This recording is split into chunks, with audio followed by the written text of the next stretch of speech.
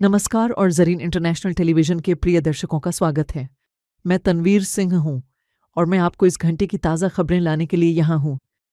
तालिबान नेता हिब्बुल्लाह अखुंदजादा ने कंधार विश्वविद्यालय एक बैठक में उन चीज़ों के खिलाफ गंभीर संघर्ष पर जोर दिया जिन्हें उन्होंने काफिरों का प्रचार बताया। उच्च शिक्षा मंत्रालय ने कहा, हिब्बुल्लाह ने बयान बैठक में विश्वविद्यालय अधिकारियों की उपस्थिति में दिया, लेकिन यह स्पष्ट नहीं है कि तालिबान के नेता ने उपस्थित लोगों को अपना चेहरा दिखाया या नहीं। तालिबान नेता मानवाधिकारों के उल्लंघन और लड़कियों और महिलाओं को शिक्षा से वंचित करने पर आलोचना झेल रहे हैं। अमेरिका के पूर्व अधिकारी और सैन्यकर्मी वॉशिंगटन हडसन इंस्टीट्यूट अफगानिस्तान में बढ़ते आतंकवाद पर चिंता जता रहे थे। इस बैठक में अफगानिस्तान की स्थिति की समीक्षा हेतु आयोजित थी। अफगानिस्तान के राष्ट्रीय प्रतिरोध मोर्चा के विदेशी संबंधों के प्रमुख अली लीमा नजरी भी उपस्थित थे। लिसा कर्टिस और जनरल जैक कीन, अमेरिका सरकार के पूर्व अधिकारी हैं, भी उपस्थित थे। प्रतिभागियों ने संयुक्त राज्य अमेरिका और तालिबान दोहा समझौते हस्ताक्षर करने की आलोचना की। जनरल जैक कीन, जो अमेरिकी सेना के पूर्व कमांडर, ने अफगानिस्तान से उत्पन्न होने वाले आतंकवाद के खतरे के बारे में चेतावनी दी और इसे बहुत गंभीर बताया। इस अमेरिकी जनरल ने तालिबान विरोधी प्रतिरोध मोर्चा के साथ सहयोग की मांग की। और वहीं पर हम खुफिया जानकारी देने के लिए तैयार थे। हम तैयार थे कि खुफिया बलों और सीधे ऑपरेशन बलों को तैनात करें ताकि आतंकवादी समूहों द्वारा एक सुरक्षित आश्रय बनाने से रोका जा सके। एक ऐसा आश्रय जो उनकी व्यापक हमले को अंजाम देने की क्षमता के मामले में बहुत बड़ी चीज़ों में बदल सकता था। सीमित बलों की प्रतिबद्धता उस काम को करने के लिए थी, जैसा मैंने वर्णन किया। कई राष्ट्रपतियों का यही दृष्टिकोण था, जब तक राष्ट्रपति बाइडेन ने इसे बदलने का निर्णय नहीं लिया। और यही वह समस्या है जिसका हम आज सामना कर रहे हैं, क्योंकि अफगानिस्तान में अल-कायदा को तालिबान का समर्थन प्राप्त है। उनकी नेतृत्व काबुल में है, उनके ठिकाने पूरे देश में जाने जाते हैं। तालिबान जानते हैं कि वे कहाँ हैं और उनका समर्थन करते हैं। दाइश खुरासान शाखा भी उस देश में गुप्त रूप से सक्रिय है। यह स्थिति अलग है, लेकिन वह संगठन शक्ति और संख्या के मामले में बढ़ रहा है। ये वर्तमान स्थिति है जहां हम अब अफगानिस्तान में हैं। दूसरी ओर लीजा कार्ट्स ने अमेरिका और तालिबान के बीच की प्रक्रिया की आलोचना की कि दोहा समझौता शांति समझौता नहीं, बल्कि अफगानिस्तान से बाहर निकलने का समझौता था। लीमा नजरी, मैं अफगानिस्तान की वर्तमान स्थिति के बारे में कहना चाहता हूं तथा भविष्य की अमेरिकी नीति के लिए सुझाव देना चाहता हूं। पहली बात, भले ही हम जानते हों कि तालिबान जल्द ही ख़त्म नहीं होगा, हमें देश के भविष्य को प्रभावित करने के प्रयासों को नहीं छोड़ना चाहिए। नए, हमें एक राजनीतिक प्रक्रिया अपनाने का प्रयास करें जो देश के अंदर और बाहर के अफगानों को शामिल करे। तालिबान चुनाव के माध्यम से सत्ता में नहीं आया है। उन्होंने सैन्य बल के माध्यम से देश पर कब्जा किया। कम से कम मुझे लगता है कि ट्रंप प्रशासन और कांग्रेस के अधिकारी गैर तालिबान नेताओं से मिलना चाहिए। ये वे लोग हैं जो अफगानिस्तान समाज के कुछ हिस्सों का प्रतिनिधित्व करते हैं और हमें उन्हें देश के भविष्य के लिए समय और आवाज़ देनी चाहिए।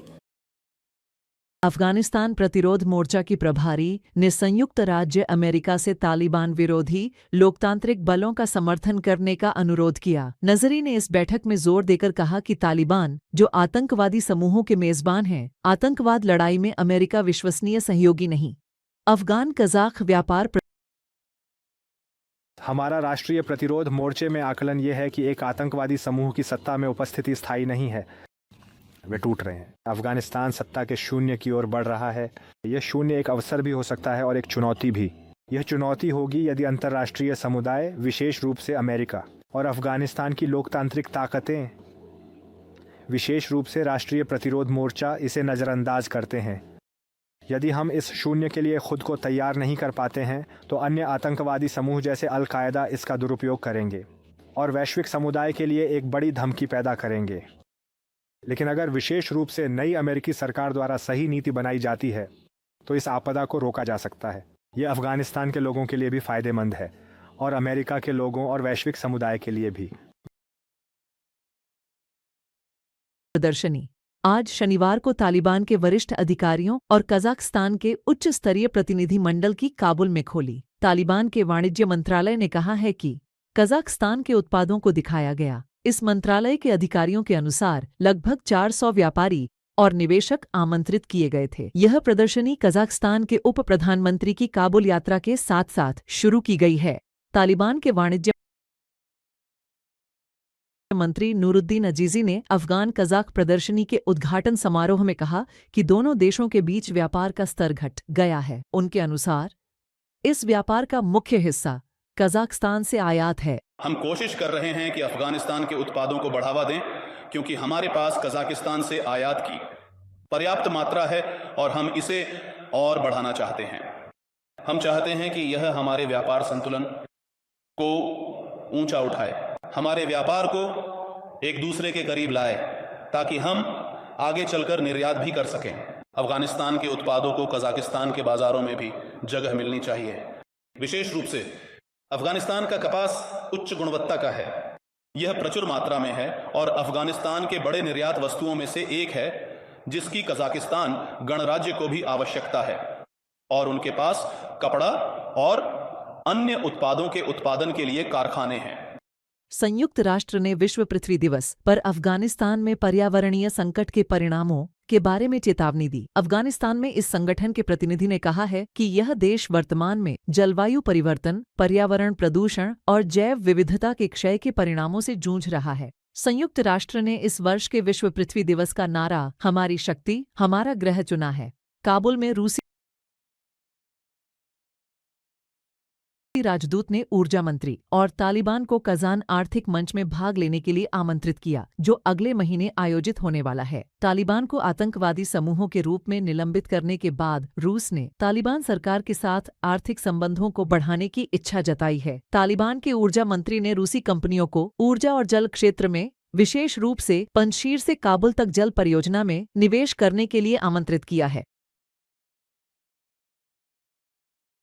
तालिबान सुरक्षा प्रमुख तैमूर शाह जनालजाई सोशल मीडिया पर इस समूह के खिलाफ प्रचार करने पर अपने आलोचकों को गिरफ्तार किया है। जनालजाई गजनी प्रांत के निवासी हैं और तालिबान का दावा है कि उन्हें इस समूह की साइबर और तकनीकी इकाई द्वारा पहचाना गया है। जनालजाई का एक वीडियो जारी किया गया है जिसमें वह तालिबान से माफी मांगते हैं, लेकिन यह स्पष्ट नहीं है कि यह स्वीकारोक्ति किस परिस्थिति में ली गई है। ईरान और पाकिस्तान से अफगान प्रवासियों के निष्कासन की प्रक्रिया के तेज होने के साथ लौटने वालों की स्थिति को लेकर चिंताएं बढ़ गई हैं। निष्कासित प्रवासी कहते हैं कि वे कई समस्याओं से जूझ रहे हैं।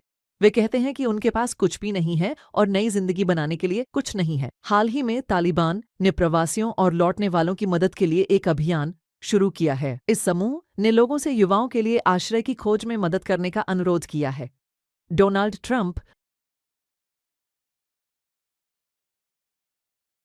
अमेरिका के राष्ट्रपति इस्लामी गणराज्य के परमाणु कार्यक्रम पर वार्ता के संबंध में कहते हैं कि वाशिंगटन ने तेहरान के साथ बहुत अच्छी बातचीत की है। डोनाल्ड ट्रंप ने व्हाइट हाउस में ईस्टर समारोह के दौरान पत्रकारों के सवालों का जवाब देते हुए तेहरान के साथ वार्ता के बारे में बात की, जबकि बुधवार को मस्कट, ओमान की राजधानी में तेहरान और वाशिंगटन के बीच तकनीकी वार्ता होने वाली है। साथ ही मसूद पेजकजान हमने ईरान के बारे में भी बहुत अच्छी बैठकें की। हम देखेंगे कि यह कैसे आगे बढ़ता है।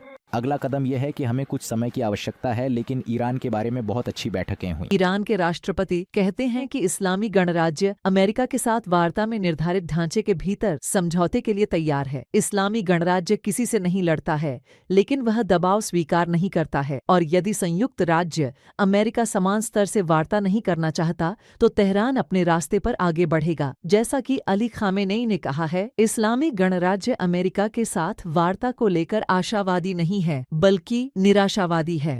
यह एक वार्ता है अगर वे उन सीमाओं को स्वीकार करते हैं जो सर्वोच्च नेता ने निर्धारित की हैं, तो हम किसी भी प्रकार के सहयोग के लिए तैयार हैं। अगर वे स्वीकार नहीं करते तो स्वाभाविक रूप से हम अपमान और हार को स्वीकार नहीं करेंगे। हमने उन पर नजर नहीं डाली। आपके निरंतर समर्थन के लिए धन्यवाद। प्रिय दर्शकों, आप ज़रीन टीवी को अफगान प्रोकेस्ट नस्तो जेलविज ज़रीन टीवी ऐप या और हमारे सोशल मीडिया प्लेटफॉर्म्स पर देख सकते हैं। अगली बार तक आप दिव्य शांति और दया में सुरक्षित रहें। ख्याल रखें और आशीर्वाद हमेशा आपके मार्ग का अनुसरण करें।